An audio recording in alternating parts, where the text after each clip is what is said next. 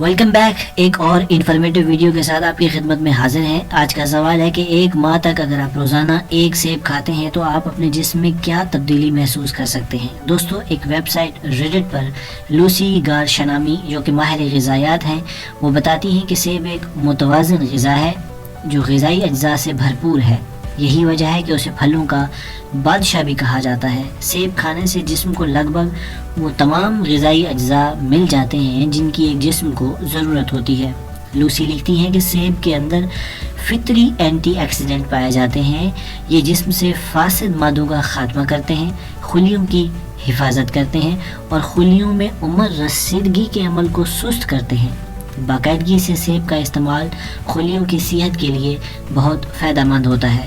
خلیے صحت مند ہونے سے پٹھے زیادہ لچکدار ہوتے ہیں، جسم پر جھریاں کم ہوتی ہیں اور آپ نوجوان نظر آتے ہیں۔ دوستو، اس سے پہلے کہ آپ اس ایکسپیریمنٹ کو ٹرائی کریں، اگر ویڈیو اچھی لگے تو لائک کریں، چینل کو سبسکرائب کریں۔